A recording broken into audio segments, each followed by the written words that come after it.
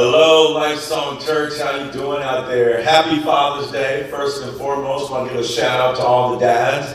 And you might be wondering what is going on. Why is Pastor Svend at the keyboard? Well, we decided since it's Father's Day that a dad should lead everything. So, yeah, that's right. Lifesong Worship coming at you with Pastor Svend on this Father's Day special.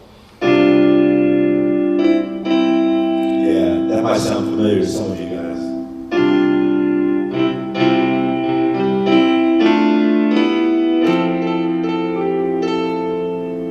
Okay, let's get serious for a second.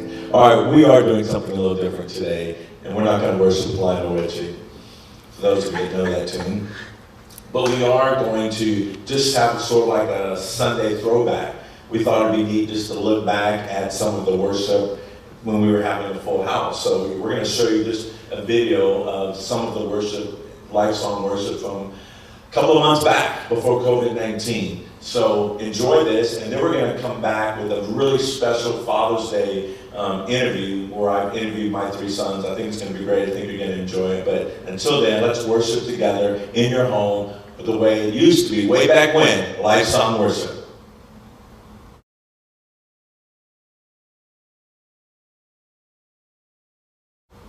Good morning, Lifesong family. Why don't you guys stand with us as we worship the King of Kings, the Lord of Lords, our Jesus, our Savior that has risen. Thank you, band, for leading us in worship this morning.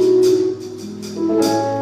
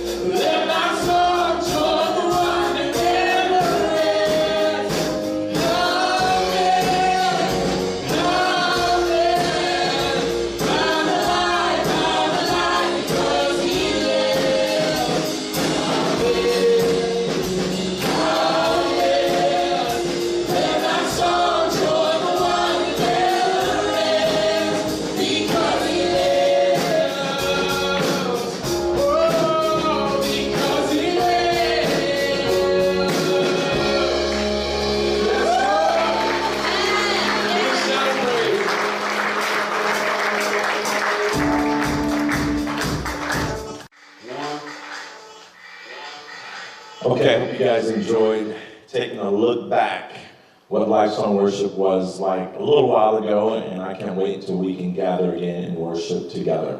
As I said earlier, we have a special Father's Day interview with me and my three sons. They were about to play the interview for you. Last week, my wife surprised me, gave me a Father's Day trip to North Carolina to visit our son Mitchell, who's there. So Mitchell, Andrew and Katie and I drove up there to spend time with Mitchell and his girlfriend and meet her family. We had just a wonderful time. It was my Father's Day getaway.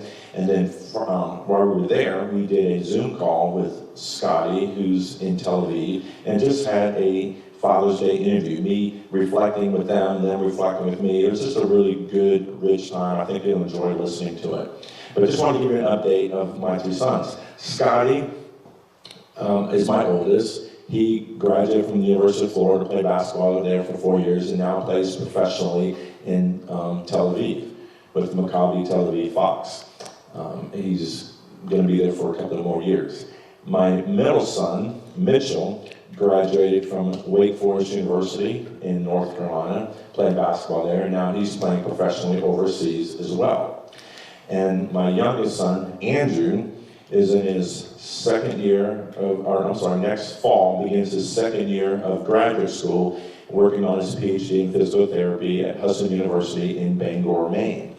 So I'm very blessed. My three sons, the fathering process has just been a joy for me to watch them grow and develop. Now, have they been perfect? Absolutely not. Have I been perfect as a dad? Absolutely not. But the journey has been an adventure of just incredible highs, just incredible moments that speak to family. It speaks to the heart of God. What I love in this interview is just the rawness of my sons, just sharing truthfully and honestly about their experience growing up in our home with a youth pastor, coach, dad, all these hats that I wore, trying to steer them towards being men of God. And so you're going to hear the highs and lows in this interview. So I would say put your hands together, but instead, take a bowl of Raisin Bran Crunch, take a big bite, and sit back and enjoy this interview. Hello, everybody. How are you guys doing? We are having a Father's Day conversation with me and my three sons. I thought it just would be a neat spin on Father's Day. It's really exciting to have all three of my boys with us today. We have Scotty, who's speaking to us all the way from Tel Aviv, and we have Mitchell from North Carolina right now. He's spending some time in North Carolina. And we have Andrew, who happens to also be in North Carolina. But we're excited to have all you guys with us today. So let's just get started. You guys, it's been neat. It's been a joy for me to be your father and to watch all three of you grow up into young men that I'm extremely proud of what you're doing and your accomplishments. But let me just ask this one question, and we'll start with you, Scotty. What was one of your fondest moments as a Wilbekin growing up as a kid? And all three of you can answer that, but let's just start with you, Scotty. Just one memory that sticks out.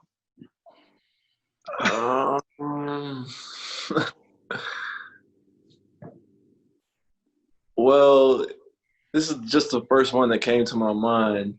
It's kind of weird because it was work, but every time I think about it, it's like a fond memory in my mind. It was when we were laying sod at Abbey Glen, and then we would get pizza and get to play video games for the rest of the day as our reward. That's cool. That's cool. What about you, Mitchell? I'll say for me, I don't know how young we were, but we were real little when you were coaching. You would have practice at Santa Fe, and we would go up there with you sometimes early in the morning.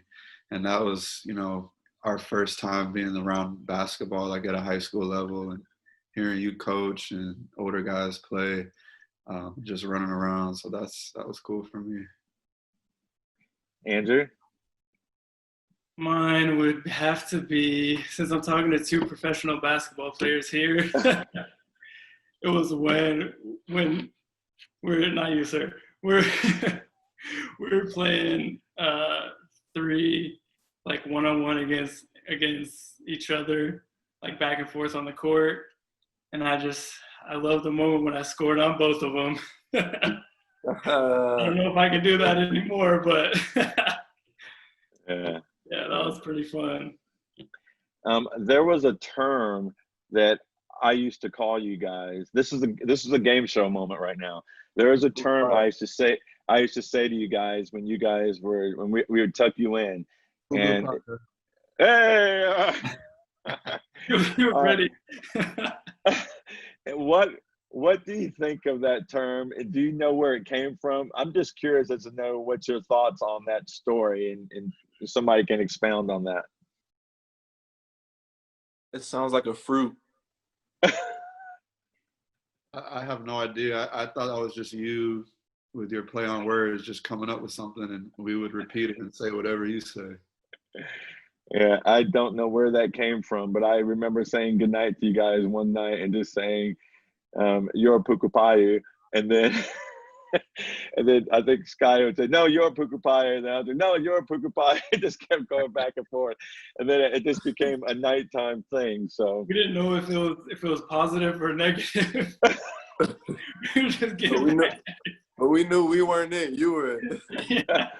Oh, that's funny. Okay, now a lot of you guys don't know out there that are watching this, but some of you do, that I coached all three of my sons at some point in their basketball careers. What was it like for you guys having your dad as a coach? Mitchell? I had you for, I guess when I was really young, like 9, 10, you coached a little AAU. That was fun. It wasn't till, well, no, you coached Scott in high school. You didn't coach me when I was older, right? Just a little bit. You were on varsity at some point you were on varsity together. All right, my 7th grade year, I was on varsity, and you coached. And I just remember like not wanting to mess up, but if I did mess up when we got home, would my mistake carry on to home when we pass each other at the house? That was, and because I was young, I was in 7th grade, so that whole dynamic was strange for me, balancing the two. Yeah. That's the year I got Scotty. Probably have more. And what about you, Andrew? Andrew, I'll come to you in a second, Scotty. But Andrew, I know we had some interesting moments. What was your perspective with AAU and all those things? Well, the first time you actually like were coaching me was when I was in high school playing AAU for Nike Team Florida, and I had a good season that year. So you just really wanted me to show leadership and be vocal on the team, try to bring the guys together. But I had been progressed at that point because of all the times that you had yelled at me at camps or little league, like these little games to try to develop me as like being a tough basketball player and that competitive nature that you kind of impacted me with. So that helps when you were coaching me. And what about you, Scott? I guess I've coached you the most, but what are your thoughts on having coach and dad in the same house?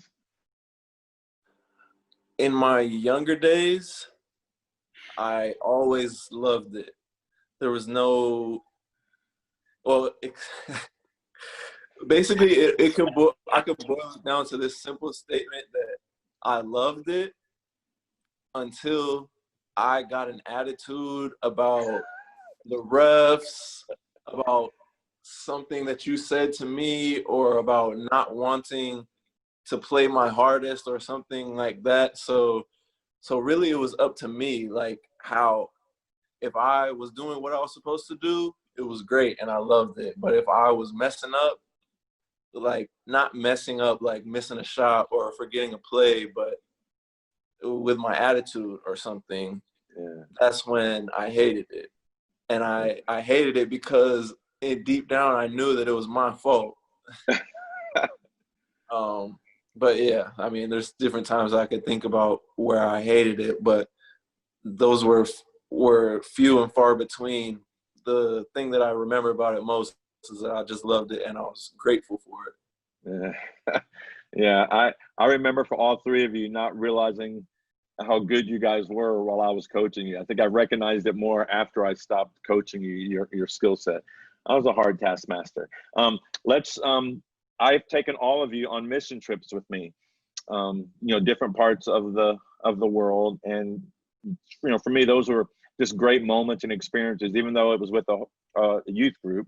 Having my sons with me was still a neat experience. So I think Scotty, we went to Colombia and Jamaica. Mitchell, we've been to, no, Scotty, Peru. That was Peru and Jamaica. And Mitchell, it was China, and Andrew was Colombia. So what were your thoughts on going on a mission trip with your dad and your youth group?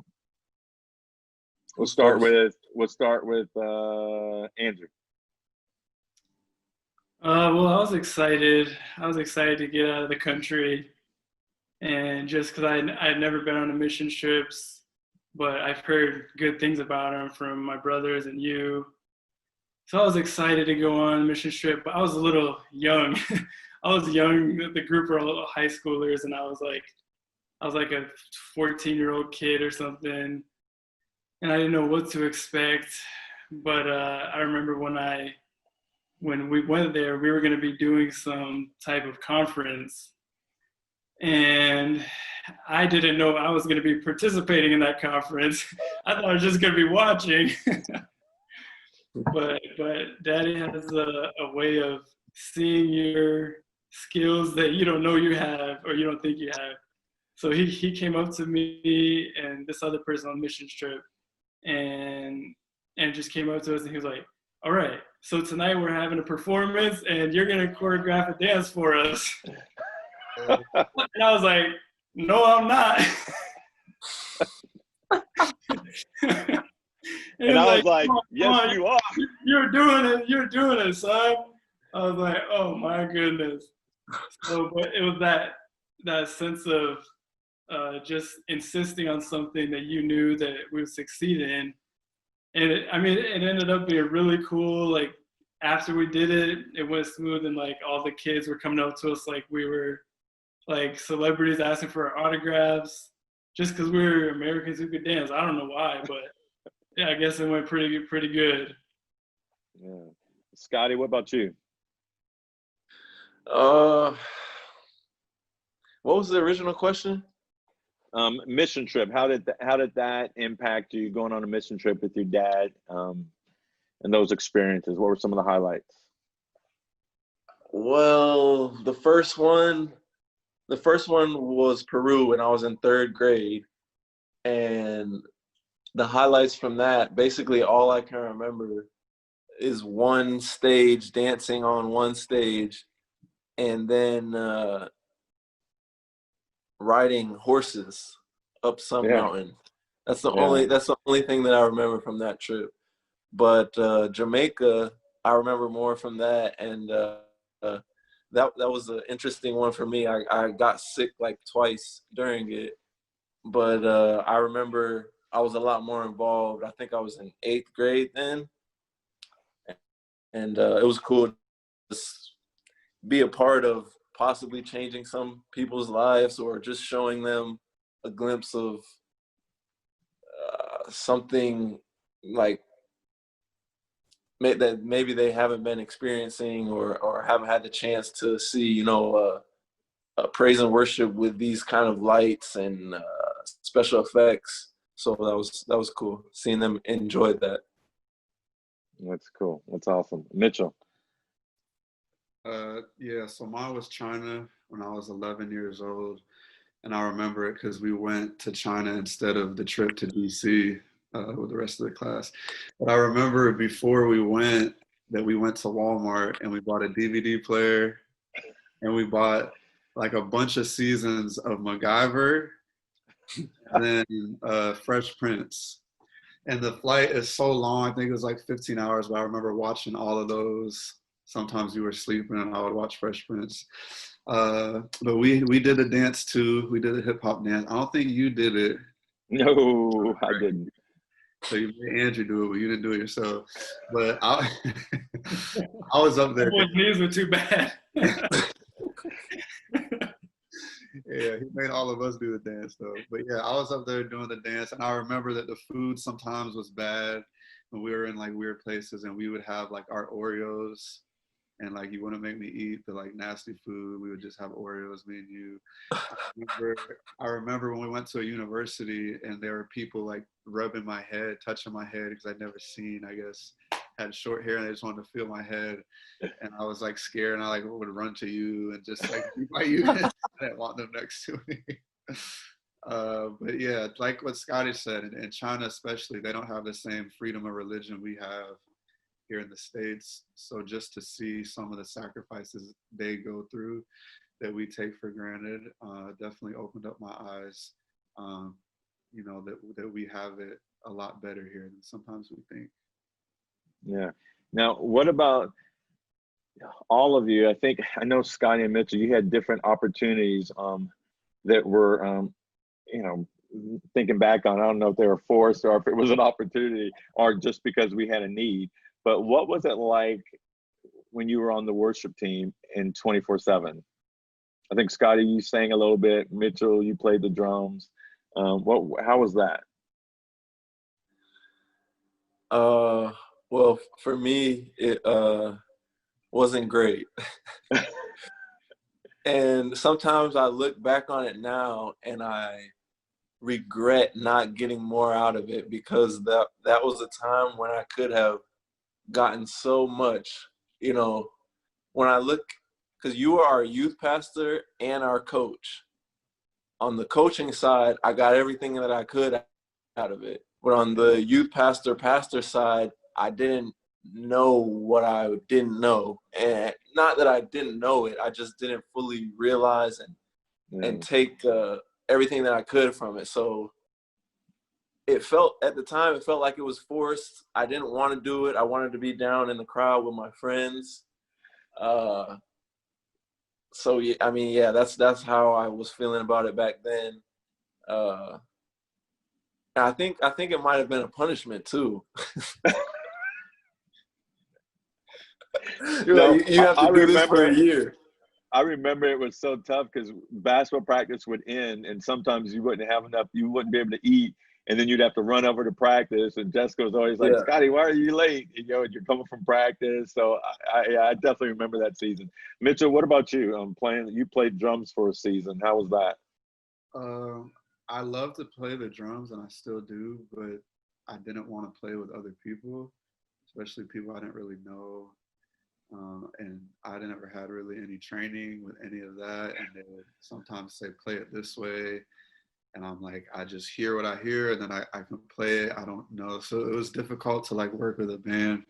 And I was young. I was a little nervous being on the stage, like not wanting to mess up.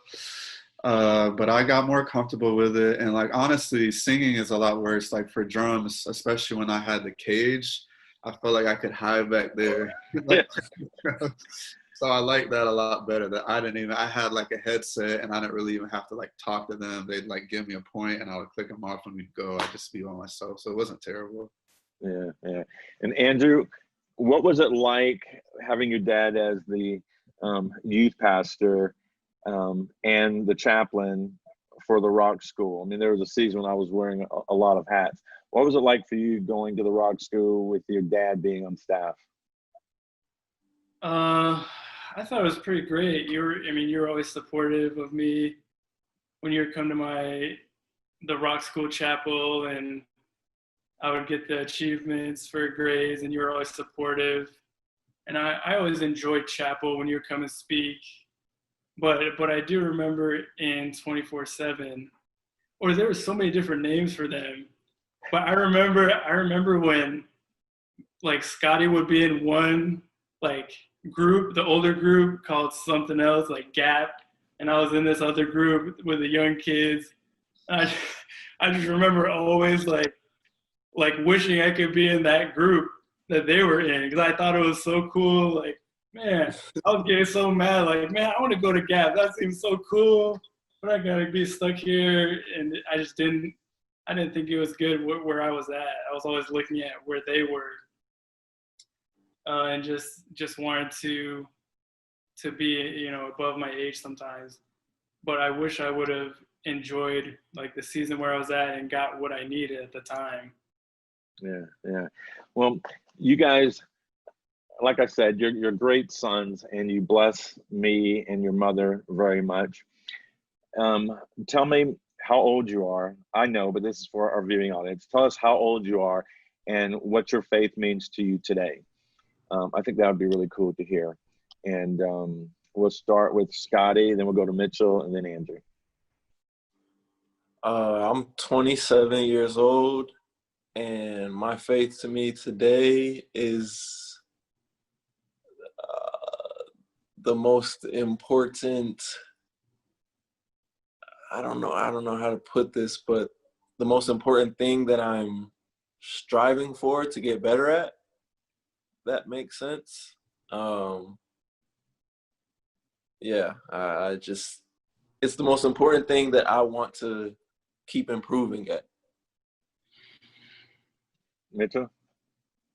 I'm 25, and my faith to me, I would say, is more sincere now. Growing up in high school, it was just always something that we did, that you did, that our Christian school did, our church did, youth group, every Sunday church. And it was just the norm to me. It was never really something that I decided I wanted for myself. It wasn't really until like probably my senior year of college that I like really like made a change, and I wanted to learn, and I wanted to get better, and I wanted to grow. And obviously I'm still growing and still have so much to learn. But I think when I made that decision that I want this for myself and for my life, my future kids, so just one word, I would say it's more sincere now for me and not anyone else. Andrew? Yeah, I mean, it's kind of along those lines, but I'm 23, and how I would describe my faith is my own. When I was younger, I always just went with the flow, and because I mean, that was my only choice. But it wasn't really like, I didn't have those experiences in my life, like the highs and the lows, that I really needed to like dig deep into my own faith and like what it means for me and how it's going to like affect me and impact me. But just going to college and going through life when you don't know like how you're going to pay for college or things like that, and it's just a part of growing up and just learning that sometimes I just need to lean on him because I don't see another way sometimes. So I would just say my own. That's good. That's good. You know, when I was young, I was not thinking about what it would be like to be a father. But I want you guys just to think ahead one day. If God blesses you with the opportunity to be a dad one day, what are a few things that are important to you? What's something that's important to you when you become a father, when you become a dad? We'll go in that same order: Scotty, Mitchell, and Andrew. The most important thing to me is having them, training them to have faith at an early age. That's probably what every Christian says, but I want to teach them about the world also. And I don't know, I just want them to be equipped with as much knowledge as I can give them. So at an earlier age than I did, they can make the decision to make it their own. Because from a perspective of a pastor's kid, you kind of have I don't know how to say it, but like a very kind of rigid kind of we're doing this because this is what I have to do. Like I'm obligated to do this, so this is why we're doing it. But I want to give them the knowledge and the information about the world, good and bad, so they can see that this is the obvious choice. If you want to have a good life and a blessed life, this is what you want to do. And I want them to make that decision for themselves at an early age. That's the most important thing to me. That's good. That's good. Mitchell? It was, what's the most important thing for your future kids? Is that what you said? Yeah. What do you see? What's something that's important to you when you become a father one day? Just to, obviously make sure that I balance loving them and with discipline, but similar, like I'm 25. I know it's not super old, but kids are right around the corner, like I'm sure, but I just think like, okay, like when I have kids, like how am I going to discipline them? Like, am I going to say, okay, you can date at this age, they'll be allowed to stay out till this time? Like so many things that like it's easy to just judge and say, oh, this parent is doing this, but I'm like, man, like when I have kids, like what am I going to do? So I guess just, similar to what Scotty said, showing them the right way, but also letting them choose. But then that goes back to what I was saying, like at what age do I let them choose, So just learning, I guess. Nobody's perfect, but just learning, I guess, only with time. That's the only way you can. But just really loving them and loving God. Andrew? I'm only 23, so kids aren't around the corner for me, but they're somewhere in my future probably. So I haven't thought as much about it as they have. But as I was thinking about it, what comes to mind is trying to make the Bible fun. There's a show out called The Chosen, and it's just kind of like a fun show to watch and gather the family together and just be practical about it, show them like practical examples of how faith works, and just trying to make faith fun instead of something where it's like it's just expected of them, or if they don't do it, they're gonna get disciplined. But it's more of just like, like along the lines of Scotty and Mitchell, where you try to make it fun for them and make sure that like they're getting something out of it, not just like it's going in one ear and out the other kind of thing. So that's important for me. Well, that's awesome. And I want you guys to know that this is being recorded, and I'm going to send this to you guys when your kids are 15, 16. I'm going to send this to you guys and say, hey, remember that in 2020? Because what you're saying is really awesome, and it blesses my heart just to hear your heart turn towards your future kids one day. Now, we're getting ready to wrap up, but if you could say something to kids, teenagers, middle school age kids that are navigating honoring their mother and father and just that season of being a kid and fathers, some parenting things are universal. I want you guys just to speak to what would you say to encourage young people, teenagers it's really in their last couple of years that they're going to be in their home with their parents before they go off to college. What would you say to them to help them make wise decisions? We'll go with Mitchell first. That's a tough one.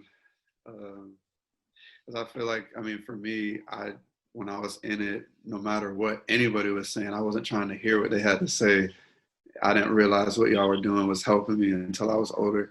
But if I could say something, to teenagers or whatever, just I know it might be hard, but try to see the heart behind what your parents are saying.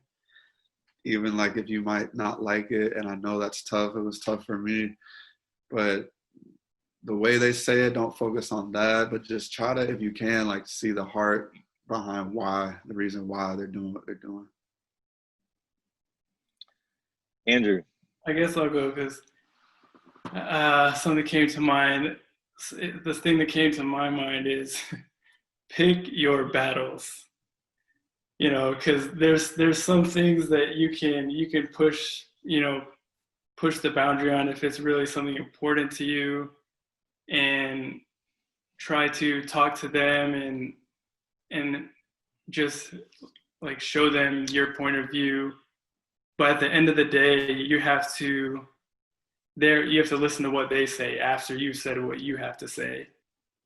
But there's certain things that, looking back, are very important in your growth. So I would just say pick your battles, but at the end of the day, you know, you just have to listen to them. Scotty? I would say, well, it depends on where you are as a kid, but if you're where I was, I would encourage you to do your own research outside of what you hear at church, outside of what your parents tell you, and try to figure out things for yourself, whether it's just reading the Bible or like finding good sources of information online. But when you find things out for yourself, whatever it is, even if it's not godly things, it means more to you. So if you're having doubts about what your parents are telling you, what you're getting from church, just do research on your own. And if you research enough, you will find the truth eventually. And once you find the truth for yourself, it's a game changer. That's good. That's good. That's good. Yeah, I guess remember too that you're not paying for nothing. I remember that now. And that's the truth. Yeah. And then one day you get to the point where you're paying for everything. Hallelujah. Okay. Let's see. I've covered just about everything I wanted to cover. Now this is your moment, since we're all over the place and I'm not going to see you guys Sunday. This is your moment to say Happy Father's Day and whatever you want to say. Who wants to go first? I won't put you on the spot for this one. This is your moment. This is your moment. Everybody. Okay, all right, enough for this. Okay, all right. This is your moment. Whoever wants to go first. I'll go first. I want to say Happy Father's Day. And I know I made you a video the other day talking about everything that I'm thankful for. But one of the things I'm most thankful for is you being a godly influence in my life at a young age, even when I at times didn't want it or didn't understand it. I'm so thankful for that now, because now that I'm at a place where I want it for myself, all of those things that were poured into me, I've always remembered them. And now they just have more meaning, and I'm able to see the truth, like the real truth in the words and the lessons that you taught me. And like the word says, if you train a child up in the way he should go, when he's old, he won't depart from it. I love that, because I'm so thankful that you and Mama did that for me. And where I'm at now, it's helping me so much, having that background and that foundation to build upon, because now I'm the one building and getting the information mostly for myself. And I'm just thankful that you guys gave me that. Oh, that's awesome. So that actually reminds me of another thing that I would say to teenagers right now is, one day you're going to be able to make your own decisions. But if you are making your own decisions today, you probably will not make the right ones. You most likely will make the wrong ones. So I would just say be patient and try to learn and grow as much as you can from your father, because he has a lot of wisdom for you. And one day you will make those decisions. So yeah. What I would say is, first, happy Father's Day. And in this point in my life, you're just being supportive of me, and you're allowing me to start making more decisions. You're imparting wisdom into me. And when I'm always at the house, you're always teaching me something, whether it's finances or how to fix the lights, or just little things that I wouldn't be able to like know, or I wouldn't know what I was doing without you there to kind of guide me as I'm becoming a young man. So thank you. Happy Father's Day for the third time here. But for me, I know it's like just a simple thing, but you know, playing travel basketball and teammates, and like there are a lot of guys that like don't have their dad around and don't have a father figure. I know it's just like simple, but like I realized that, and I was like, man, like I'm just thankful that like I actually have like a good dad. A lot of my friends, a lot of my teammates don't, and like that's something that I took for granted. Like I know not everybody has that, but also I remember when I was playing basketball, I don't know if I had already started and I wanted to quit, or I didn't want to play a game. I don't know if I was 4, 5, and you said that like, no, like you're not going to quit, you're going to play. And eventually, obviously, like I love basketball. So I'm thankful for that, for you, for, you know, teaching us how like if you start something, you're going to finish it. Be smarter than the things you work with. These little things that you say that I'm sure we'll all say to our kids, probably not puka pie, but the other stuff we will say. So yeah, just thanks. Well, you guys are amazing sons. I love you so much. And you've made every Father's Day special for me. I'll never forget the moment that I became, that Katie and I found out we were going to have a baby. That was just such an exciting moment, and the journey of fatherhood has been absolutely amazing. I love that you love God, and you're allowing God to grow you and mature you. And that is the key to making you better husbands and better fathers. So I just want to encourage you to love God with all of your heart, mind, and soul, and keep that number one. Keep inquiring knowledge about the faith, and it will shape you and mold you, and it will help you. It will be something you'll lean on when you're fathering and you're being put in some tough situations, some tough moments where the buck stops with you and you have to lead in that moment. I believe God's grace will be there and upon your lives. So I bless you guys. Everybody put a hand in right there, put a hand in. All right, 1, 2, 3, Wilbekins on 3. 1, 2, 3, Wilbekins. Love you guys. I'll talk to you later. I love you too. All right, I love you too. Okay, I hope you guys enjoyed that Father's Day reflection between me and my 3 sons. I hope it was insightful and I hope you enjoyed it. Just wanted to say a big happy Father's Day to all the fathers of Lifesong, all the fathers that are watching online. Your role is so important in what God is trying to do in the earth. The fathers has given each dad the opportunity to love their sons and their daughters and to train them up. The place that a dad holds in a home is amazing. And I just want to speak for a second to those of you that have grown up and your dad's not been in the home, or you have bad experiences with your dad when you look back on it. Thinking back, Father's Day just produces pain in your life. I just want to speak to you for a second and say I understand that.